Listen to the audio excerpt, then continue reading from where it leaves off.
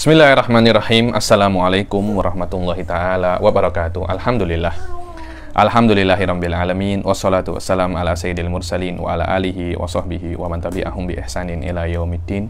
Nawaitu ta'luma wa ta'lim wa naf'a wal intifa' wal ifadah wal istifadah wal hatha ala tamassuki bi kitabillahi ta'ala wa sunnati rasulihi wa du'a ilal huda wa dalalata alal khairi wa dotihi wa kurbihi wa thawabihi subhanahu wa ta'ala. Allahumma fakihna fid din wa alimna ta'wil.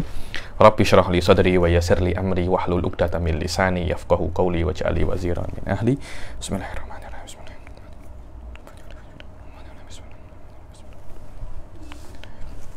Alhamdulillah kita jumpa lagi di kelas ke-16 daripada kitab Nurul Roja ini. Setelah kita pertemuan lalu kita menyelesaikan tentang najasat wal haid dan yang lain-lainnya, dan kalau kita nak tengok semua bab yang sudah kita baca itu berkaitan tentang syarat untuk sholat.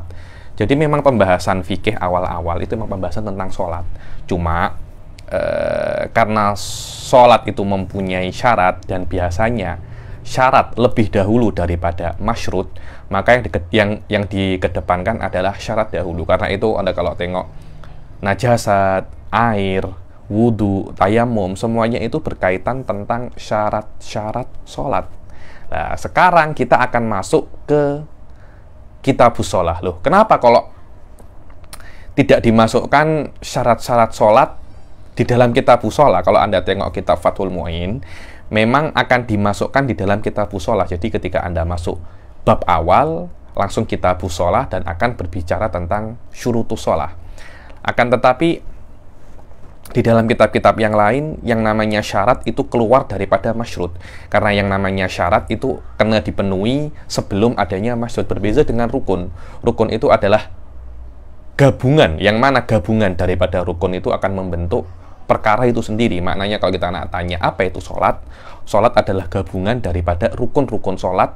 Ketika rukun satu bergabung, maknanya gabungan daripada 17 atau 13 rukun itu semuanya dinamakan apa? Sholat. Tapi tidak setiap rukun itu sholat. Maknanya rukuk bukan sholat, sujud bukan sholat, tumakninah bukan sholat. Tapi semua gabungan daripada takbiratul ihram, al-fatihah, rukuk, sujud, ila akhirih, itu namanya apa? Itu namanya sholat. Karena itu rukun sholat masuk di dalam kitabus sholah, dan syarat-syarat sholat tidak masuk di dalam kitabus sholah, karena memang keluar daripada hakikat, mafhum, dan mahiyah as-sholah. Jayid. Sekarang kita akan masuk kitabus sholah, yang mana kitabus sholah ini adalah hal-hal yang berkaitan tentang masail yang berkaitan tentang sholat, sawaun kana mubtilat atau masnunat atau rukun dan hal-hal yang lain. Jahit, saya minum dulu biar tak salah paham. Saya ini pecinta TO, saya semua suka TO ya. Dari dulu saya TO ini memang saya suka ya nih. Di Jordan, di Hadramut, memang kesukaan saya memang TO, di mana saya masih minum TO. Ayo, kitabus shalah faslun a'dharus sholati itsnan. A'dharus sholati isnan. Sof, ini adalah udzur-udzur sholat. Makna udzur sholat di sini adalah hal-hal yang membuat kita diperbolehkan untuk mengakhirkan sholat daripada waktunya. Anda kena paham ya bahwasanya Allah itu menyuruh kita untuk melakukan sholat pada waktu-waktu tertentu yang sudah diwajibkan oleh Allah agar kita sholat di dalamnya. Contohnya waktu duhur, waktu asar, itu adalah waktu-waktu yang Allah mengatakan di dalam waktu-waktu ini engkau tidak boleh lupa denganku, dengan makna engkau kena apa namanya? Engkau kena sholat. Bukan maknanya engkau tidak boleh lupa denganku, yang penting engkau tidak lupa denganku, jangan engkau sholat pun tidak apa-apa. Itu hal-hal tafsir yang menurut saya tafsir lebih dekat ke tafsir batini ya, nih ke tafsir lebih dekat ke tafsirnya Syiah, tafsirnya orang-orang yang mulhid, yang mana di dalam Al-Qur'an dikatakan wa aqimus sholata lidzikri, dirikan sholat untuk mengingatku. Untuk apa? Untuk mengingatku. Maknanya Allah akan cakap, tanpa sholat Anda tidak akan bisa untuk mengingatku. Satu-satunya cara yang aku ridhoi untuk mengingatku bukan Anda dengan berzikir saja, tapi Anda kena apa namanya? Anda kena sholat. Sekiranya dengan sholat itu akan terkumpul banyak sekali hal-hal yang di dalamnya itu ada zikir, ada sholawat, dan banyak sekali hal. Maknanya sholat adalah satu-satunya cara, SOP yang benar untuk mengingatku, yang sekiranya kalau engkau sholat engkau akan keluar daripada kewajiban. Tapi kalau engkau hanya ingat, ingatmu itu walaupun ingatnya mungkin sama efeknya dengan sholat, akan tetapi ingatmu kepadaku itu tidak melewati SOP yang benar, karena itu ingat itu tidak akan aku anggap menggugurkan kewajibanmu. Karena beberapa orang itu saya tengok, mereka itu banyak sekali cakap dengan saya, Habib, saya ingat je kepada Allah, tapi saya tak perlu sholat, karena Allah menyuruh kita sholat untuk ingat. Maknanya kalau kita ingat, kita tak ya sholat. Tafsir-tafsir semacam ini saya tak suka ya. Ini itu tafsir-tafsir yang lebih dekat kepada inhilal min uras syariah ya. Ini nak terlepas daripada keterikatan syariat. Maknanya Anda ingin lepas daripada agama. Tafsir-tafsir macam ini. Maknanya ayat itu mempunyai makna bahwasanya kalau Anda nak ingat kepada Allah, sholatlah. Begitu. Macam itu tafsir yang benar. Bukan maknanya kalau Anda ingat tak ya sholat, itu la yufham la minal mafhum mukhalafah wala minal mafhum muwafaqah. Dan selama ada waktu-waktu yang khas yang diwajibkan, selama ada waktu-waktu yang khas yang diwajibkan oleh Allah itu agar kita sholat di dalamnya untuk mengingatnya, maka mengkosongkan waktu-waktu ini daripada sholat tidak elok. Maknanya Anda kena sholat di dalam waktu-waktu itu bagaimanapun caranya, bagaimanapun keadaannya, walaupun Anda di dalam keadaan berperang, walaupun Anda di dalam keadaan takut, walaupun Anda di dalam keadaan sakit, bahkan mungkin kalau Anda berada di ward itu kalau orang Indonesia cakapnya ICU. Yakni sholat ini perkara yang sangat penting, dan waktu juga perkara yang sangat penting. Maknanya waktu-waktu itu tidak boleh Anda kosongkan daripada sholat dalam keadaan apapun, keadaan apapun, walaupun dalam keadaan tidak ada wudhu, tidak ada air, dan tidak ada tayamum, yang kita kenal dengan nama sholat faqidut tohuren. Inilah makna hurmatul waqt. Kalau Anda di fikih-fikih Anda tengok, orang ini sholat untuk kehormatan waktu. Apa kehormatan waktu? Maknanya waktu yang sudah diwajibkan oleh Allah agar kita sholat di dalamnya, tidak seyogianya kita kosongkan waktu-waktu itu daripada sholat. Ketika Anda banyak sekali udzur atau mungkin tidak ada air dan debu, maka Anda diwajibkan sholat untuk menghormati perintah Allah untuk sholat pada waktu itu. Kemudian Anda kena qadha. Kenapa? Karena sholat itu tidak muskitun lil qadha, tidak menjatuhkan atau tidak bisa dan tidak sesuai standar isqatul qadha. Akan tetapi sholat hurmatul waqt gunanya adalah untuk membebaskan Anda daripada dosa, tapi tidak mengeluarkan Anda daripada mengulangi itu. Maknanya itu untuk darurat, Anda boleh untuk menjatuhkan dosa, karena dosa mengkosongkan waktu daripada sholat pada waktu-waktu itu sangat besar. Kalau Anda tidak mempunyai air dan debu, Anda boleh sholat pada waktu itu, tapi hanya untuk menghormati waktu. Maknanya agar Anda tidak dianggap kurang ajar oleh Allah dengan mengkosongkan waktu-waktu yang sudah diwajibkan oleh Allah untuk sholat di dalamnya. Dan ketika Anda melakukan itu, dosa itu tidak akan ada pada Anda. Akan tetapi karena sholatnya tidak memenuhi SOP standar yang diwajibkan oleh Allah dengan wudhu atau dengan tayamum, maka ketika ada salah satu daripada dua itu, Anda diwajibkan untuk mengqadha'nya, walaupun tidak secara langsung, tidak fauri, tidak tergesa-gesa. Maknanya Anda diwajibkan untuk mengqadha' selama Anda masih belum meninggal, selama Anda masih belum meninggal. Inilah sikit makna apa a'dharu sholah. Lah, selama Anda diwajibkan untuk sholat pada waktu yang diwajibkan oleh Allah untuk sholat di sana, yaitu 5 waktu, dengan dalam keadaan apapun, walaupun sakit. Bahkan guru saya Syekh Ba'udhan ya, ini ya mengatakan bahwasanya orang sakit seharusnya lebih banyak sholatnya, karena ada potensi dia sakit tak sembuh-sembuh langsung direct kemana namanya, ke kuburan, langsung direct ke kuburan. Jayyid jiddan. Selama dia tidak boleh meninggalkan sholat dalam udzur apapun, akan tetapi syariat memberi kelonggaran kepada manusia untuk bisa mengakhirkan sholat atau mengkosongkan sholat. Mengkosongkan waktu daripada sholat hanya dua sahaja. Apa? An-naum wa nisyan. An-naum wa nisyan, yakni Anda tidur dan Anda lupa. Kalau Anda lupa tidak sholat, atau Anda tidur kemudian terlelap, bismillah.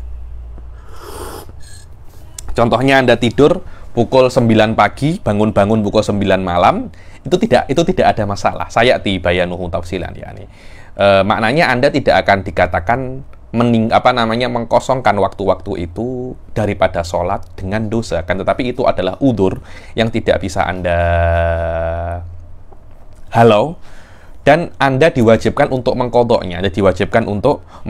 Dan inilah makna qaulu Sahibuz Zubat, wala yajuzu tarkuha liman aqal. Tidak diperbolehkan Anda meninggalkan sholat selama Anda masih berakal. Karena itu orang yang tidur akalnya sudah nau'amma hilang. Begitu pula orang yang lupa, namanya juga lupa, dia tidak akan ingat. Dua hal ini diperbolehkan untuk mengakhirkan sholat atau mengkosongkan waktu daripada sholat sampai dia ingat dengan syarat tertentu alati sayati bayanuha. Selain daripada dua ini, dalam udzur apapun Anda tidak boleh, walaupun Anda dalam keadaan takut, dalam keadaan perang, dalam keadaan sakit, dalam keadaan diwart, Anda tidak boleh untuk meninggalkan sholat sama sekali. Apalagi dengan udzur-udzur yang ringan. Saya ada satu orang dulu tanya saya, ya, nih Habib, saya ada meeting Habib. Bos saya cakap gitu kena jamak aja kok sholat nih. Tak boleh macam itu. Meeting kena dihentikan, Anda kena meeting dulu dengan Allah Subhanahu wa taala, baru Anda diperbolehkan untuk meneruskan meeting Anda. Itu yang benar. Atau Habib, saya ini sedang di mall Habib, saya sedang seronok-seronok, tak boleh. Anda kena cari surau di mall, Anda kena sholat. Apapun alasannya, kecuali Anda lupa dan Anda tidur. Ada lagi yang cakap karena jamak memang tidak ada masalah. Itu memang masyru' daripada Allah Subhanahu wa taala. Selain daripada udzur-udzur itu, Anda harus sholat pada waktunya. Tidak ada udzur selain itu. Dan ini bukan untuk kebaikan Allah, tidak. Anda sholat, Anda tak sholat, itu sama saja untuk Allah. Cuma itu akan bermanfaat bagi Anda pada hari kiamat kelak. Dan kalau kita mengetahui pahala daripada sholat, niscaya kita tidak akan tinggalkan walaupun satu kali. Dan kalau bisa, usahakan sholat itu berjamaah. Habib Abdul Qadir bin Ahmad Segaf, dikatakan para habaib itu, beliau adalah kutub yang paling akhir ini yang masyhur. Beliau dikatakan mula daripada kecil tidak pernah meninggalkan sholat berjamaah sama sekali. Dalam keadaan apapun, beliau tidak pernah meninggalkan sholat berjamaah. Karena itu beliau sampai bisa untuk mendapat derajat yang sangat tinggi di sisi Allah Subhanahu wa taala. Saya kira cukup sampai di sini mukadimahnya. Langsung saja kita masuk di dalam kitabus shalah. Bismillahirrahmanirrahim. Kitabus shalah faslun a'daru sholati itsnan. Al-makna, kita baca syarahnya. Al-makna annal a'dzara allati la ya'thamu man akhkhara sholata an waqtiha bisababiha itsnan. Tengok. Makna udzur di sini bukan udzur Anda tidak sholat, bukan. Orang-orang ini banyak salah di sini. Dikira, oh saya lupa, saya tidak wajib untuk sholat. Bukan semacam itu. Anda tidak berdosa untuk mengakhirkan sholat. Sholatnya tetap Anda kena lakukan, cuma bukan pada waktunya. Seharusnya kalau Anda sholat bukan pada waktunya, Anda itu berdosa. Tapi karena ada dua udzur ini, sholat bukan pada waktunya, tidak dosa. Itu aja. Tapi Anda tetap wajib sholat. Sholat kena Anda lakukan. Selama Anda masih berakal, sholat yang Anda tinggalkan, kena Anda qadha semua. Itu tidak ada kena-mengena itu. Tidak ada kena-mengena. Di sini adalah udzur udzur menafikan dosa dalam mentakhirkan sholat daripada waktunya. Al-makna annal a'dzara allati la ya'thamu man akhkhara sholata an waqtiha bisababiha itsnan. Maknanya udzur-udzur yang mana orang itu tidak akan berdosa karena mengakhirkan sholat daripada waktunya, itu ada dua. Apa itu? Pertama adalah an-naum, karena tidur. Karena apa? Tidur. Tengok ya. Tidur membuat orang itu jika tersilap meninggalkan sholat gara-gara tidur, tidak berdosa, itu adalah rahmatnya Allah Subhanahu wa Ta'ala. Tidur, tidur. Orang itu kalau sudah orang itu kalau dalam keadaan dia itu tegang, nervous, tak akan boleh tidur tau. Orang nak jumpa menteri, nak jumpa presiden, nak jumpa raja, tak boleh tidur, Sof. Nak jumpa supervisor, tak boleh tidur. Ini nak jumpa Allah, kita tertidur. Seharusnya hal-hal semacam ini tak pantas. Cuma Allah tahu bagaimana manusia, karena Allah yang menciptakan manusia. Pada diri manusia diberikan nafsu, yang mana nafsu itu bisa untuk melupakan Allah Subhanahu wa Ta'ala pada diri manusia. Akhirnya Allah itu memberi rahmat. Kalau Anda tidur, dan gara-gara tidur itu Anda meninggalkan sholat, maka Anda tidak berdosa. Tapi bukan semua tidur tertentu. Apa itu? Al-makna annal awwala min a'dzari shalah an yanama syakhus qabla dukhuli waqtiha mutlaqan. Sof, tengok. Makna tidur yang menjadi udurnya sholat adalah kalau Anda tidur sebelum masuk waktu sholat. Contohnya masuk waktu zuhur di Malaysia pukul 1.30 PM, Anda tidur pukul 12. Bangun pukul 6 PM, kan maknanya waktu zuhur sudah terlewat kan? Sudah terlewat. Itu Anda tidak berdosa sama sekali. Walaupun Anda tahu, kalau saya tidur pukul 12 PM, saya tidak akan bangun sholat duhur. Walaupun Anda tahu itu, tapi Anda tidur, tidak ada masalah. Tidak ada masalah. Atau Anda tahu bahwasanya Anda, macam mana ya? Kalau saya tidur pukul 12, saya akan bangun pukul 3. Kan maknanya waktu duhur masih ada. Ternyata Anda tak sadar, sampai pukul 6 Anda baru bangun. Maknanya Anda tidak terbangun, kecuali waktu duhur sudah habis. Di sini ada dua kemungkinan. Kemungkinan pertama, Anda tahu waktu zuhur Anda tidak akan bangun. Kemungkinan yang kedua, Anda ada potensi besar Anda akan bangun tapi tersilap. Itu namanya wajhul itlaq. Tapi kalau Anda tidur setelah masuk waktu zuhur, maknanya pukul 1.30 Anda sholat sudah masuk waktu zuhur, Anda tidur pukul 2 PM. Anda tidur pukul 2 PM. Lah, ketika Anda tidur pukul 2 PM, itu ada tafsil. Kalau Anda tidur sebelum masuk waktu, tidak ada tafsil. Kalau Anda tidur setelah masuk waktu, ada tafsil. Anda tengok, apakah nanti ada yang akan membangunkan Anda? Anda cakap ke istri Anda, atau ke kawan Anda, oh nanti tolong bangunkan saya pukul 4 ya. Pukul 4 kan masih belum masuk waktu asar di Malaysia. Di Indonesia sudah masuk waktunya itu. Jadi, ketika Anda tidur pukul 2, Anda tidur, nanti meminta kawan, nanti pukul 4 tolong bangunkan saya. Ternyata kawan Anda tidak membangunkan, atau kawan Anda tersilap. Sof, tengok. Wa huwa yadunnu annahu yastayqid qabla an yadhiqal waqt anha. Dia kira, saya kalau tidur pukul 2 ini, insya Allah saya pukul 4 saya akan bangun. Saya pasang alarm, dan saya suruh kawan saya untuk membangunkan. Subhanallah, alarmnya tak bunyi, baterainya habis, dan kawan pun tak bangunkan. Tsumma la yastayqidu illa ba'da dhikihi fa innahu la ya'thamu bihadza ta'khir. Kemudian dia itu tidak bangun kecuali setelah waktunya itu setelah waktunya itu sempit, maknanya sudah tidak sempat lagi untuk sholat.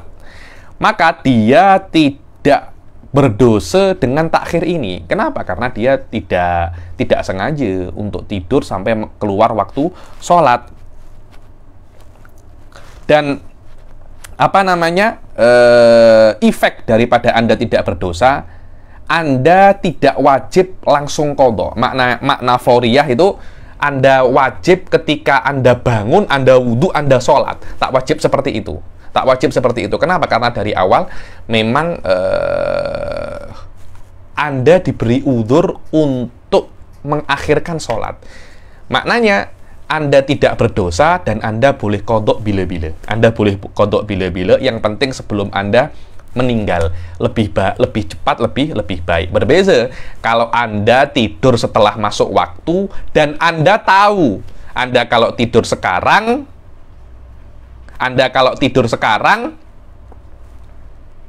Anda tidak akan bangun kecuali waktu sudah keluar. Contohnya sholat duhur sudah pukul 4, Anda masih belum sholat duhur, Anda tidur pukul 4, dan Anda tahu kalau Anda tidur pukul 4, Anda akan bangun pukul 7, maknanya waktu duhur sudah habis. Anda di sini mempunyai dua dosa. Dosa Anda tidur, dan dosa Anda meninggalkan waktu sholat. Loh, apa bezanya? Iya, karena kadangkala Anda sudah tidur pukul 4, tapi Anda bangun pukul 4.30. Maknanya waktu zuhur masih ada, akhirnya Anda menyesal, Anda wudhu, Anda sholat. Maknanya Anda masih sempat sholat di akhir waktu sebelum waktu zuhur itu keluar. Tapi tidur Anda saja itu sudah berdosa. Kenapa? Karena tidur Anda itu sudah Anda jadikan wasilah untuk mengeluarkan sholat daripada waktunya. Dan kalau sampai sholatnya itu terkeluar, maka Anda wajib qodok secara fauriyah. Makna fauriyah di sini makna fauriyah di sini adalah ketika Anda bangun, Anda sadar, Anda langsung wudhu, Anda langsung sholat. Setiap second daripada Anda mentakhirkan qodok Anda, dosanya akan terus berjalan macam meteran taksi.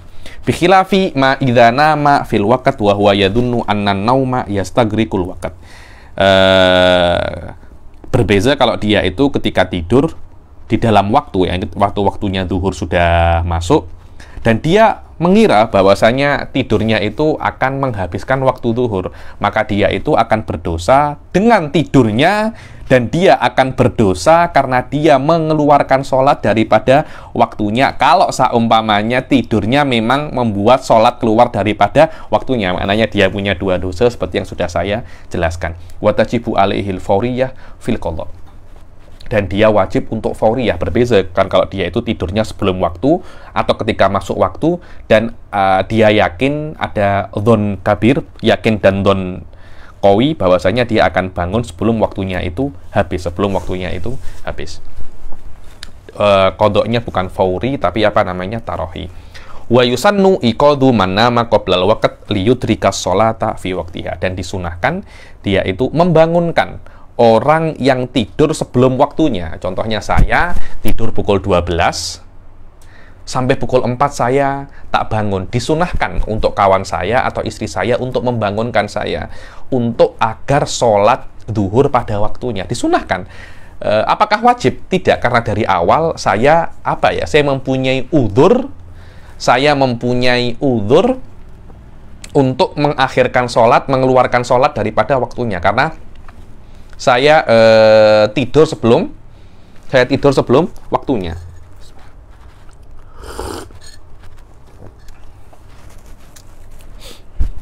Saya tidur sebelum Saya tidur sebelum waktunya. Jahit jeda. Dari sini Anda mengetahui orang-orang yang begadang, yang tak tidur malam, kemudian mungkin nonton sepak bola, dia tidur mungkin 1 jam sebelum sholat subuh. Kemudian dia tak bangun kecuali mungkin waktu duha. Apakah dia berdosa? Tidak. Kenapa? Karena waktu subuh masih belum masuk. Waktu subuh masih belum masuk, tapi seyogyanya itu dia tidak tidur kecuali sholat subuh dahulu. Jangan Anda tidur kemudian mengakhirkan sholat subuh daripada waktunya. Itu tak pantas.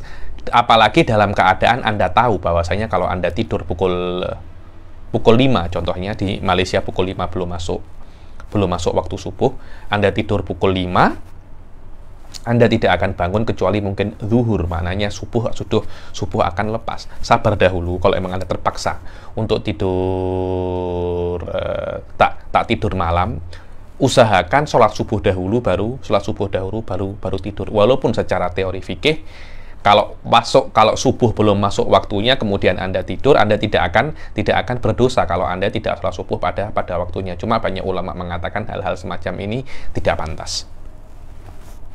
Amma man nama ba'da wujubi sholat fayajibu iqaduhu. Adapun orang yang tidur setelah masuk waktu, maka dia wajib dibangunkan. Maknanya kalau saya tidur pukul 2 sebelum keluar waktu, kawan saya wajib untuk membanguni saya. Bangun Habib. Anta belum sholat. Tapi kalau saya tidur sebelum waktu, hukum membangunkan saya apa? Hanya sunnah. Wallahu a'lam. Dan sebab yang kedua yang diperbolehkan untuk mengakhirkan sholat daripada waktunya adalah lupa. Anta tak sholat duhur, lupa. Lupa. Al-makna an-nathaniya min a'dari sholati an-nisyan. Makna yang kedua daripada a'daru sholat adalah apa? Lupa. Lakin bisyarti an la yang sya'an manhiyin anhu. Tapi disyaratkan lupa di sini yang dianggap udzur. Lupa itu tidak terjadi karena perkara yang manhi anhu. Manhi anhu ini perkara yang makruh ataupun haram. Jadi contohnya perkara yang tidak manhi itu adalah perkara yang mubah. Kenapa Anda tidak sholat? Saya terlupa, Habib, saya bekerja. Lupa. Apakah bekerja itu makruh? Tidak. Apakah haram? Tidak. Maknanya Anda dianggap lupa dan diperbolehkan, Anda tidak berdosa untuk mengakhirkan sholat daripada waktunya. Saya lupa, Habib, belajar. Guru-guru saya itu, beberapa guru saya, kalau belajar, tak ingat waktu. Tak ingat. Waktu dulu, Syekh Ba'udun guru saya pernah bercerita, beliau masuk maktabah Makhtutot Tarim, dan cari kitab-kitab pasal babul haid, dan beliau belajar, dibilang ghorik, dia tak sadar mungkin sudah lewat 2 atau 1 waktu sholat. Ya, ini orang-orang zaman dahulu, ulama-ulama ketika tengok kitab sholat kelas, ya ini hada ushkuhu, ya ini hobinya semacam itu. Ka'an yadkhula waktu sholat wa ya'zimu ala fi'liha summa yatasyagol bimutola'ati kitabin. Bagaimana contohnya seperti dia itu masuk waktu sholat, sudah masuk waktu sholat, kemudian dia nak sholat akan tetapi coba sikit menyibukkan diri dengan membaca kitab atau sonatin atau menjahit atau buat apa untuk bekerja. Tak sadar dia buat itu karena dia sudah fana dengan kerjanya, dia fana dengan membaca kitab, maka dia apa? Waktu itu keluar dan dia tak tersadar. Fayakhrujul waqt wa huwa ghafil. Dan waktu itu keluar dan dia tak sadar. Maka tidak ada dosa atasnya ketika itu dan dia tidak wajib qadha fauron. Maknanya qadhanya alat tarohi. Bila-bila dia boleh qadha, yang penting sebelum dia mati. Adapun jika lupa itu terjadi sebab perkara yang manhiyin anhu, perkara yang dilarang oleh Allah Subhanahu wa taala, sawaun nahya tahrimin au karohah. Contohnya nahya tahrimin itu apa? Qimar, berjudi. Dia berjudi, mulai berjudi, sadar-sadar bila isya. Maknanya dia tak sholat duhur, asar, maghrib. Dia wajib qadha asar, duhur, maghrib langsung saat itu juga, dan lupanya dia itu termasuk lupa yang berdosa. Kenapa? Karena lupanya terjadi bukan karena perkara yang mubah dengan makna sunnah, mubah atau wajib, tapi lupanya dia karena perkara yang haram. Karena lupa ini bukan dalam keinginan Anda, dia itu adalah efek daripada sesuatu.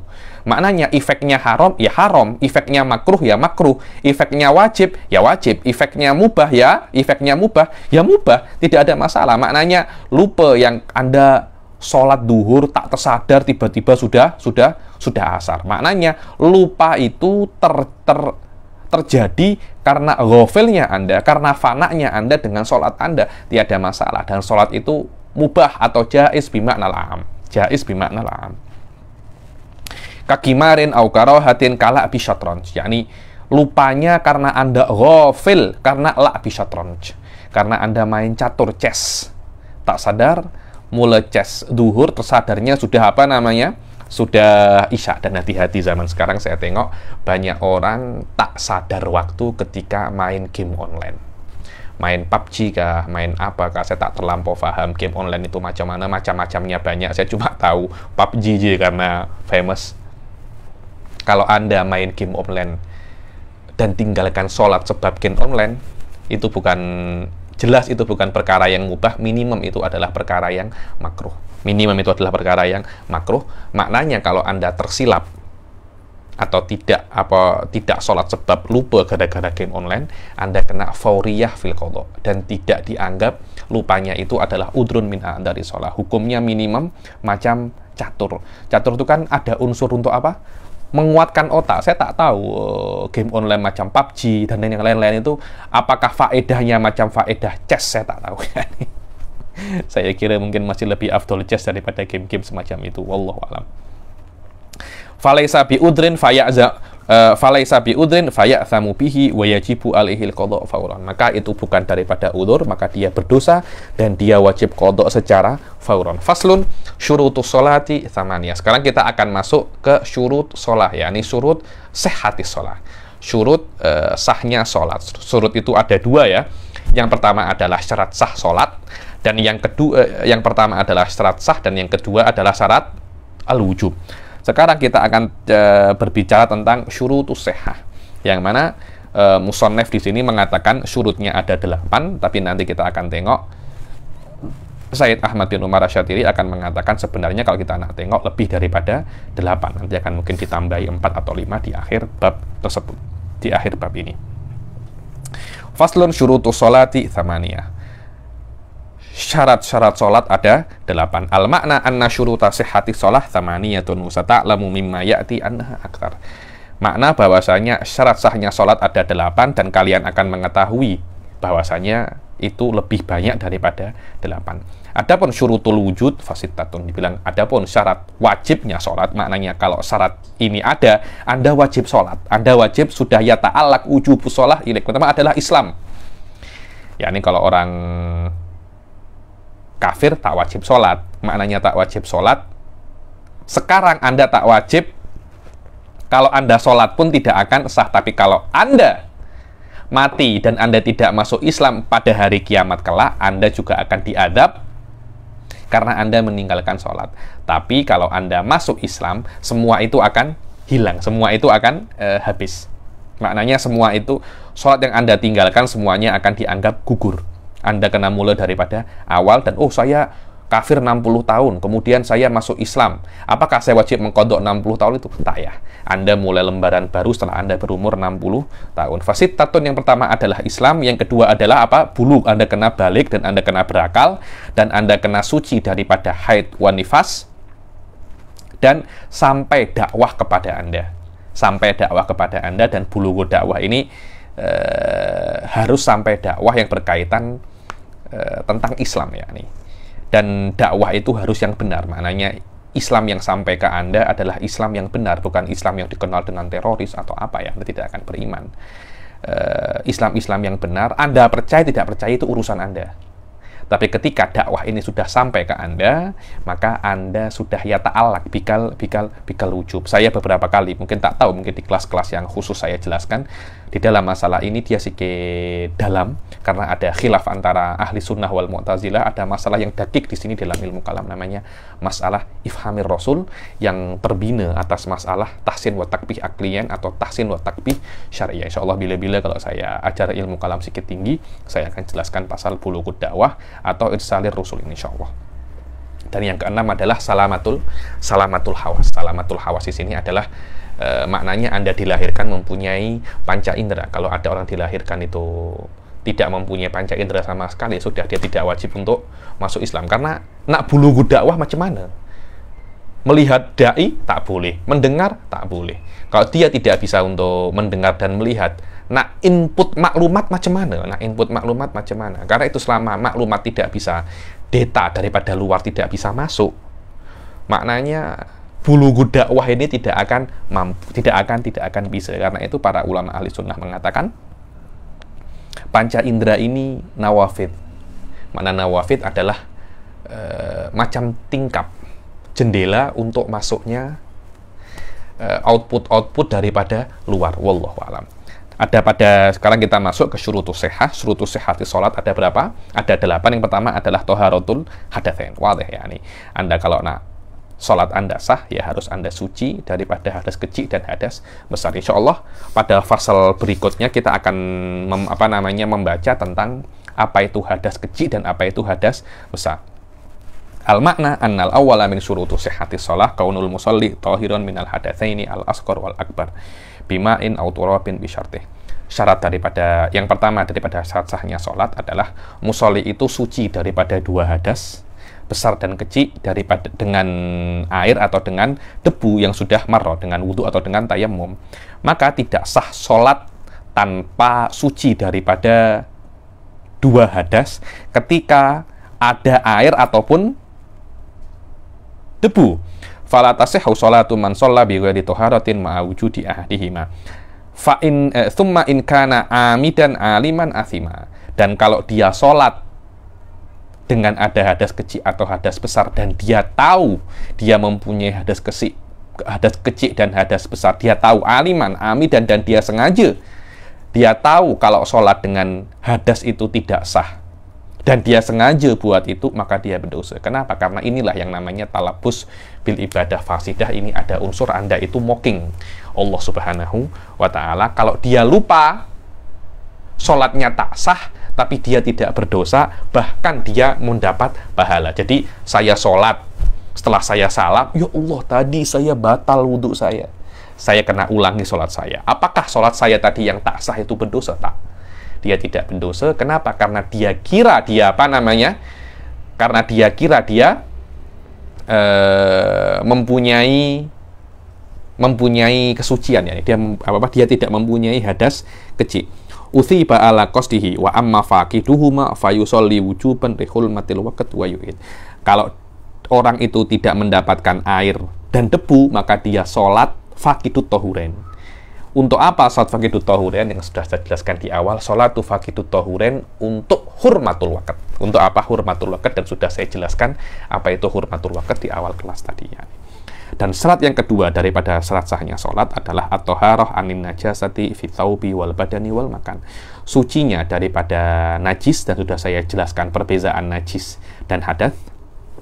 Silakan tengok video saya lagi di awal-awal. Dan najis itu kena suci daripada seseorang yang sholat itu daripada baju, badan, dan tempat. Al-makna an-nathaniya min syurutu sihhati shalah at-taharatu anin najasah ghairil ma'fuwi anha fi thawbil musalli wa nahwihi min mahmulihi aw mulakin li mahmulihi. Dibilang yang kedua daripada syarat sahnya sholat, seseorang itu suci daripada najasah yang tidak dimaafkan. Ya, ini ada beberapa najasah yang dimaafkan, itu tidak diwajibkan untuk suci daripada najis tersebut. Tapi kalau najis yang tidak dimaafkan seperti kencing, kotoran, tai, itu tidak bisa dimaafkan. Darah, ada beberapa case dimaafkan darah itu. Di dalam dan harus najis itu tidak ada di dalam bajunya orang yang sholat, atau seperti baju daripada mahmul. Mahmul itu yang dibawa, contohnya ridak lah. Ridak kan bukan termasuk baju. Karena itu Anda kalau tengok di Bushra Karim, Anda boleh tengok videonya Bushra Karim di Jindan TV. Di Bushra Karim dikatakan makna thawb ini adalah mahmul. Thawb ini bukan yang Anda pakai ini, akan tetapi setiap apa yang Anda bawa di sholat itu namanya apa? Thawb. Maknanya ridak pun juga dikatakan baju. Di sini thawb minat thawbi wa nahwih. Maknanya najis tidak boleh ada di baju dan yang semisal baju. Contohnya apa? Mahmul. Mahmul ini adalah yang dibawa.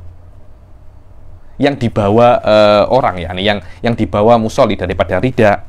Au mulakin li mahmulihi, yang bersentuhan dengan mahmulnya. Contohnya ridaknya panjang, ujungnya ridak itu bersentuhan dengan apa namanya? Dengan najis. Awit toharoh fi badanihi, yakni kalau ridaknya itu panjang, kemudian ujungnya ridak itu bersentuhan dengan tai, contohnya, maka sholatnya juga tidak akan sah. Wat toharoh fi badanihi, begitu pula di badannya, bukan di bajunya. Bajunya suci, cuma di badannya ada najis, itu pun juga sholatnya tidak sah. Wa minhu, dan di antara badan itu adalah batinul ain. Ini yang putih-putih dan hitam-hitam ini namanya apa? Batin mata. Batinnya mata, wal fam wal anf. Wal fam mulut, batinul fam, batinul aini, wa batinul fami. Contohnya di sini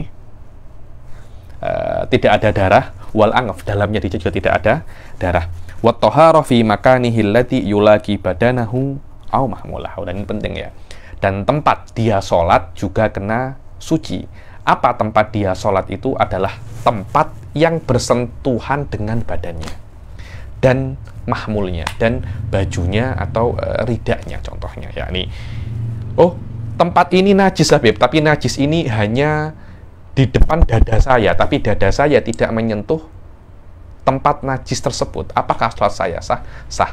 Tapi kalau najisnya menyentuh tangan, menyentuh lutut, menyentuh kaki, atau menyentuh belakang di sini, karena belakang itu akan menjadi tempat, menjadi bagian tubuh yang menyentuh tempat. Maknanya tempat sholat adalah tempat yang Anda sentuh. Tempat yang Anda sentuh dengan badan Anda ketika Anda sholat, atau yang menyentuh baju, ataupun rida Anda, kan itu mahmul yang Anda bawa. Dan yang ketiga adalah satrul aurah, wa sayati ta'riful aurah wa taqsimuha. Adapun yang ketiga adalah Anda menutup aurat. Nanti akan datang definisi aurat dan apa saja macam-macam aurat.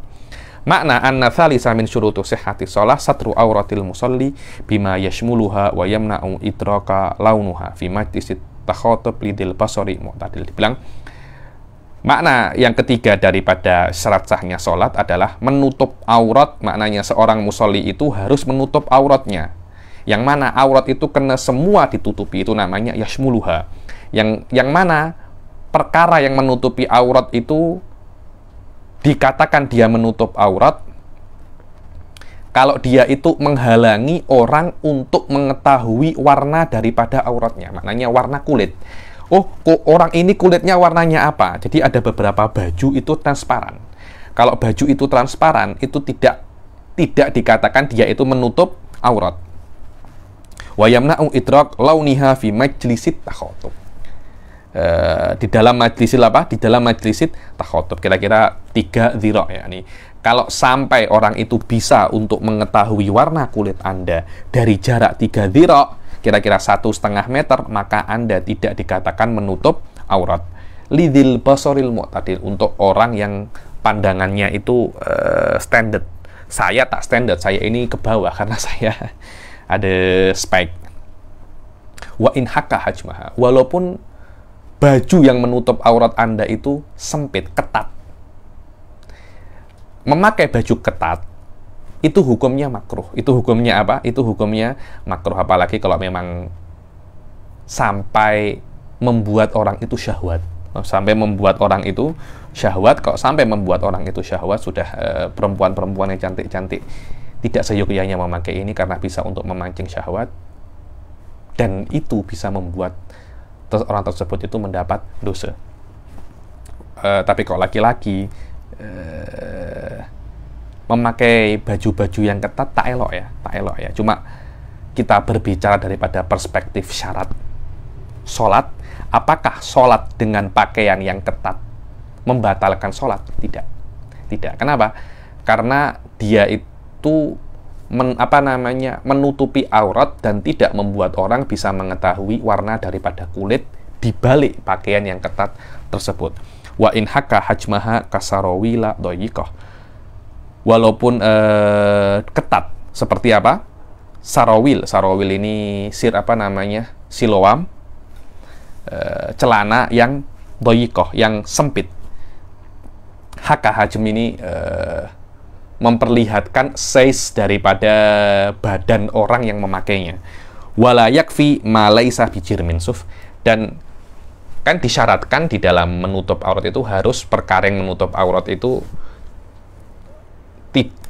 membuat kulit itu tidak tampak, tidak tampak, dan harus perkara yang membuat kulit tidak tampak itu jirim. Makna jirim itu perkara yang bisa Anda tengok, atau lebih spesifik jirim itu yang bukan athar. Anda tengok ya, kalau Anda ada kunyit, Anda letak kunyit di sini, kulit Anda akan berwarna kuning. Walaupun kunyitnya sudah Anda cuci, tapi akan ada kuning. Ini saya baru makan ayam kunyit, tangan saya ini kuning-kuning. Walaupun sudah saya cuci. Begitu pula kalau kita pakai henna.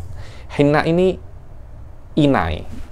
Kita beri inai di sini, warnanya merah atau kuning. Akhirnya nanti kita punya tangan ini warnanya kuning atau merah. Sekiranya orang tidak akan tahu apa warna asli kulit kita. Walaupun inainya sudah kita cuci, apakah itu dikatakan menutup aurat? Tidak. Kenapa? Karena bendanya sudah hilang. Yang ada pada kulit Anda itu bukan benda, akan tetapi athar. sisa. Karena itu jirim di sini maknanya adalah maqabalal athar. Dia bukan jirim yang inda manatikoh, inda mutakalimin, maknanya jauharo ini tarakubul atau indimamu indiafu jauhare ini faktar. Bukan itu maknanya di sini. Maknanya wallahu alam yang saya paham, makna jirim di sini adalah malaisa bi atharin. Malaisa apa namanya? Malaisa bi atharin. Begitu pula kalau ada contohnya lagi yang dia itu bukan jirim, kadzulmah. Jadi Anda matikan lampu, kan sudah tak tampak kan? Sudah tak tampak. Apakah ketika Anda mematikan lampu, Anda sholat bogel dan lampunya Anda matikan dan orang tidak akan tampak kulit Anda macam apa? Apakah Anda di situ dikatakan menutup aurat? Tidak. Sholat Anda tidak akan Anda kena pakai baju dulu baru Anda sholat. Kadzulmah. Kenapa seperti itu? Karena zulmah ini bukan gelap, ini bukan benda, bukan benda. Wa atharul hinna wa sobak alladhi la jirmalaha. Karena yang namanya jirim itu harus ada bendanya. Adapun gelap atau efek daripada inai atau efek daripada sobek ini untuk mewarnai kain, walaupun berwarna tapi ketika sudah dicuci warnanya tetap ada, tidak dikatakan bendanya masih ada. Bendanya masih ada. Fa in lam yajid ma yasturu jami'aha bihi qaddama sawatihi. Ya Habib, saya minum. Bismillah. Ya Habib, saya ini tak bisa menutupi semua ya Habib. Saya hanya ada celana boxer ya Habib. Ya sudah, pakai celana boxer aja. Habib, saya hanya ada kain sikit aja. Kalau Anda hanya punya kain sikit, kalau cukup untuk sawateh ini kubul wadubur, Anda kena tutup kubul wadubur Anda. Habib, tak cukup ya Habib. Ya ima kubul ya ima dubur. Tidak boleh dua-duanya. Maka Anda kena kedepankan kubul Anda dahulu. Kena kedepankan apa? Kubul Anda dahulu. Yakni yang depan zakar ataupun farji bagi perempuan. Fa in lam yajid syai'an wallahi ya Habib. La kubul saya bisa tutup, wala dubur saya bisa tutup. Sholat arian wala i'adata alai. Maka dia wajib untuk sholat dalam keadaan bogel dan dia tidak wajib untuk menggantinya. Yang keempat adalah istiqbalul kiblah. Al makna anna rabi'a min syurutu sihhati shalah an yastaqbilal musalli ainal ka'bata bisotrihi. Yang keempat daripada syarat sahnya salat adalah seseorang itu wajib untuk menghadap kiblat, ainul kiblah. Ini adalah mu'tamadnya Syafi'iyah ya. Mu'tamadnya Syafi'iyah, Anda wajib sholat untuk menghadap kiblat itu sendiri. Anda tidak boleh untuk menghadap arahnya kiblat, tidak. Itu adalah mu'tamadnya Malikiyah. Syafi'iyah harus menghadap kiblat langsung, karena itu sikit kanan, sikit kiri, semacam itu. Fa in shalla fiha, oke Habib. Kalau saya di Malaysia, di Indonesia, saya kena mencari arah bangunan kiblat itu sendiri. Tapi ketika orang itu sholat di dalam kiblat, walama, jadi subhanallah, dapat kehormatan untuk masuk ke dalam Ka'bah. Macam mana entah? Dapat kehormatan untuk masuk ke dalam Ka'bah. Maka dia wajib untuk sholat istiqbalu syakhisin min binaiha. Maknanya, kalau Anda di luar Ka'bah, Anda menghadap Ka'bah. Sekarang Anda di dalam Ka'bah, nak menghadap mana? Semuanya adalah Semuanya adalah Ka'bah. Semuanya adalah kiblat. Maka Anda wajib menghadap manapun yang Anda nak di dalam Ka'bah itu, dengan syarat harus ada syakhis, ada macam bangunan syakhis yang tegak daripada bangunan Ka'bah itu sendiri. Yang mana syakhis yang tegak daripada bangunan Ka'bah yang ada di dalamnya itu kadarnya adalah apa? Thulutha dhira'in. Thulutha 3 dhira'. Apa? Bukan 3 dhira'. 2/3 dhira' ataupun lebih. Seperti Anda menghadap babiha, pintu daripada Ka'bah yang tertutup. Wa atabatiha. Atabah ini yang untuk mengganjal pintunya itu. Wa yustatsna, ini kalau Anda sholat di dalam Ka'bah ya, di dalam kalau Anda tengok di kitab-kitab, kalau saya sholat di atas Ka'bah macam mana? Insyaallah bila-bila kan saya jelaskan ya ini. Wa yustatsna masailu la yustaratu fiha istiqbalul qiblah minha. Dibilang Dan di exception ada beberapa masalah yang diperbolehkan untuk tidak menghadap kiblat. Yang pertama adalah naflus safaril mubah, yakni kalau Anda sholat sunnah dalam bepergian yang mubah, itu tidak wajib untuk menghadap kiblat. Yang mana bepergian itu ila mahallin la yusma'u minhu nidaul jum'ah, ke bepergian ke tempat yang mana tempat itu kalau ada orang dari kota asal Anda pergi, di ujung kota Anda, contohnya saya di Sungai Cincin, orang di ujung Sungai Cincin adzan, dan saya tidak dengar adzan daripada ujung Sungai Cincin desa yang saya tinggal di situ. Kalau saya bepergian lebih daripada itu, saya nak sholat sunnah, saya tidak wajib untuk menghadap kiblat. Itu namanya apa? Naflus safaril mubah. Kalau di dalamnya terpenuhi semua syarat sholat qashar kecuali 2 marhalah. Karena naflus safaril mubah tidak wajib menghadap kiblat walaupun safarnya itu qasiran. Sayati apa saja syarat sholat qashar. Begitu pula di antara sholat yang tidak wajib untuk menghadap kiblat adalah sholat syiddatul khauf. Sayati di dalam sholatul khauf ada sholat khauf, ada sholat syiddatul khauf, berbeza itu. Dan yang sholat tidak wajib untuk menghadap kiblat adalah yang diikutkan hukumnya seperti sholat syiddatul khauf, seperti sholat orang yang tidak mampu menghadap kiblat karena dia sakit dan tidak mendapatkan satu orang pun yang menghadapkannya kiblat, atau dia mungkin naik kapal, kemudian kapalnya itu kapalnya itu tenggelam, dia nak sholat tapi tidak bisa menghadap kiblat, atau dia marbuton. Marbut ini terikat, binahwi khosyabah, dia terikat, disalib, contohnya dia terikat, tapi dia tidak, terikatnya itu tidak menghadap kiblat. Dia nak sholat, macam mana dia terikat, dia tidak bisa menghadap kiblat, ya Anda sholat semampu Anda. Au masluban fasollah hasaba imkanihi, atau dia itu disalib sama orang, sama musuhnya, diikat macam patung-patung yang ada di gereja itu.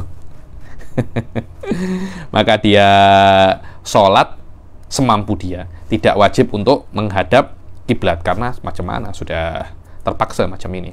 Wa yu'idu fi ghairi sholati syiddatul khauf wa naflis safar. Tetapi di dalam kondisi-kondisi ini dia wajib untuk mengulangi sholatnya karena tidak menghadap kiblat, kecuali di dalam sholat syiddatul khauf dan naflis safar. Dan naflis safar tidak wajib untuk mengulang sholatnya karena ini sudah rukhsah daripada Allah Subhanahu wa taala. Dan terus orang yang terikat, orang yang tenggelam, itu macam mana Habib? Orang yang sakit, loh memang seperti itu. Tetapi udur-udur ini jarang.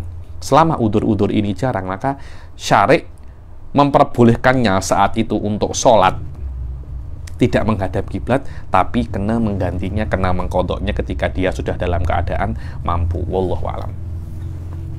Yang kelima daripada syarat sahnya sholat adalah masuk waktu. Dan masuk waktu ini, masuk waktu yakin, waktu itu sudah masuk, atau dhon, dengan ijtihad. Al-makna dukhulul waqt, al-makna annal khamisa min syurutu sihhatis shalah dukhulu waqtiha in kanat min dawatil waqt bi yakinin aw dhannin nasha'a an ijtihadin. Yang keenam, al-ilmu bi fardiyatiha. Al-makna anna sadisa min syuruti sihhatis shalah al-mafruḍah ilmul musalli bi kauniha fardhon fala tasihhu sholatu mutaraddidin fi fardiyatiha. Yang keenam adalah Anda mengetahui bahwasanya sholat duhur ini fardu. Kalau Anda sholat duhur dan Anda ragu ini fardu atau sunnah, ya sholat Anda tak sah. Anda kena faham dan Anda kena tahu bahwasanya sholat duhur, sholat 5 waktu itu hukumnya apa? Fardu. Dan yang ketujuh adalah an la ya'taqida fardhon min furudiha sunnatan. Ini sama dengan syarat wudu. Dia tidak meyakini salah satu daripada rukun yang spesifik adalah sunnah. Makna Anda tengok saya punya rukun-rukun syarat wudu itu saya jelaskan semacam ini, sama, tak jauh beza. Cuma di situ rukun wudu, di sini adalah rukun salat. Makna anna syarta sabi'a min syuruti sihhati shalah an la ya'taqidal musalli sunniyata fardin muayyan min furudiha kal Fatihah. Yang ketujuh daripada sahnya salat, seorang musolli itu tidak meyakini salah satu rukunnya secara spesifik. Itu adalah sunnah. Contohnya Al-Fatihah. Membaca Al-Fatihah itu adalah rukun sholat, tapi orang itu meyakini Al-Fatihah hukumnya sunnah. Ketika itu sholatnya tak sah.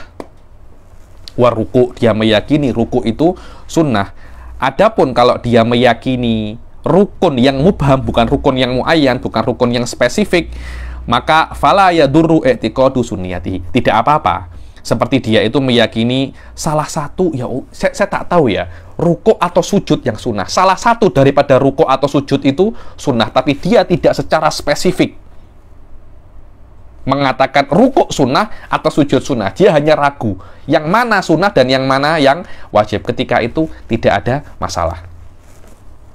Ka'an ya'taqida sunniyata wahidin minar ruku'i wa sujudi min ghairi ta'yin wa kadza law taqada anna jami'a matlubatihi furudun au ba'daha fardun wa ba'daha sunnah. Yani dia meyakini semuanya adalah, semua matlubatnya adalah furud, yang ada dalam sholat semuanya adalah rukun. Alhamdulillah, maknanya yang sunnah pun Anda anggap dia rukun.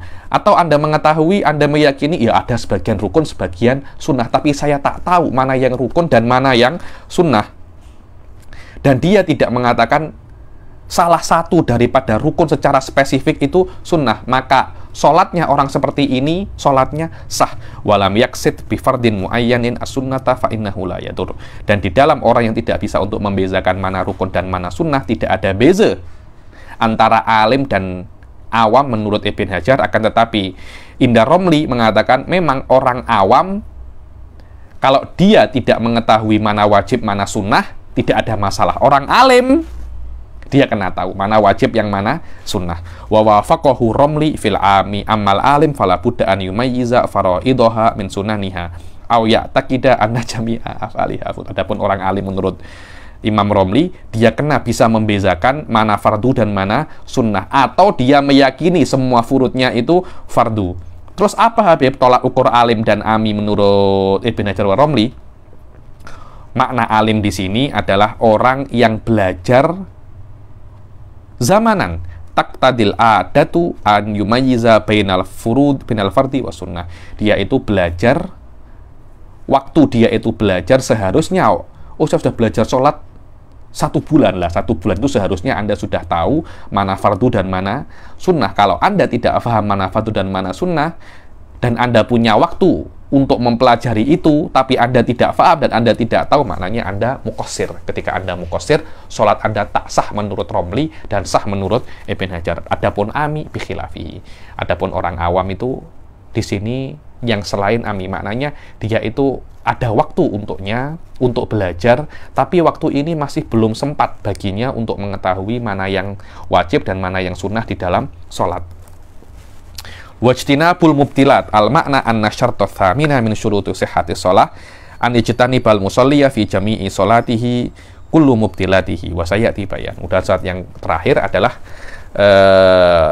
orang yang sholat, dia wajib untuk menjauhi semua hal-hal yang membatalkan sholat. Apa saja itu? Sayati bayanuhu di dalam bab-bab yang setelahnya, hal-hal yang membatalkan apa? Sholat.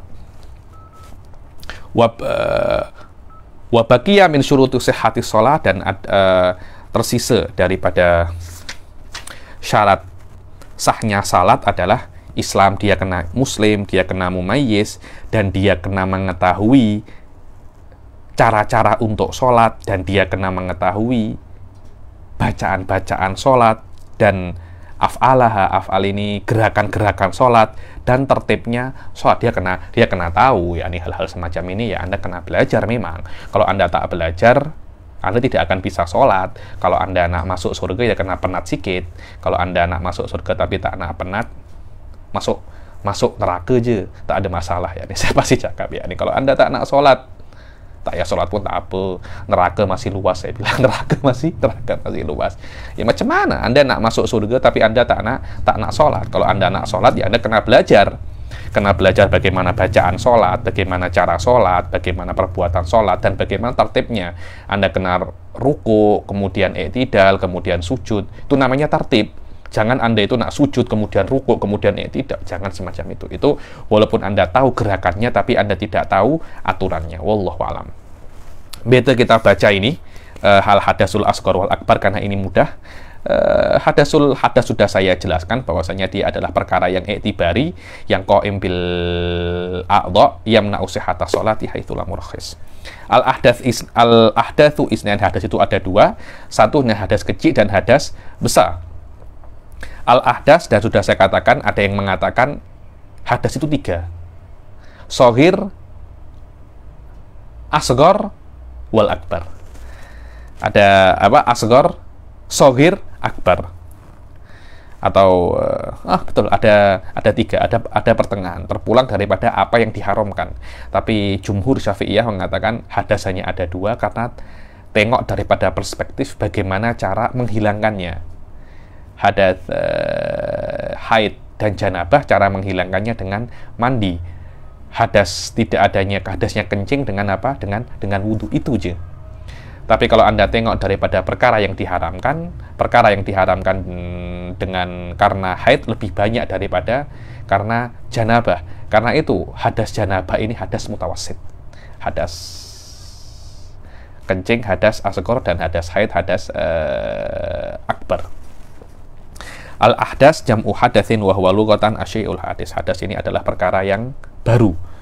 Walahu fi syara' salah satu itlaqat fayutlaku ala, dibilang adapun di syariat kata-kata hadas itu dimaksudkan ada tiga itlaqat, ada tiga masodik. Apa itu? Sebab yang kalau ada sebab-sebab ini tuhur itu habis, maknanya wudhu itu habis, atau mandi wajib itu habis sudah, maknanya Anda kena wudhu balik dan kena mandi wajib balik. Atau amrun i'tibari yaqumu bil a'dha yamna'u sihhatas sholati haitsu lam murakhis. Ini sudah saya jelaskan, perkara yang i'tibari, yang ada pada bagian-bagian tubuh manusia.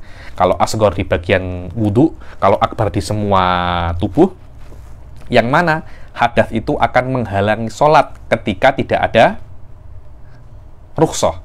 Apa saja rukhsah itu? Ya, kalau dia itu tidak ada air, yaitu dengan tayamum, karena tayamum hanya memperbolehkan sholat dengan adanya hadas, atau dia tidak ada air dan tidak ada debu, sholat faqidut tahuren. Dan yang ketiga adalah al-man'ul mutarattib alal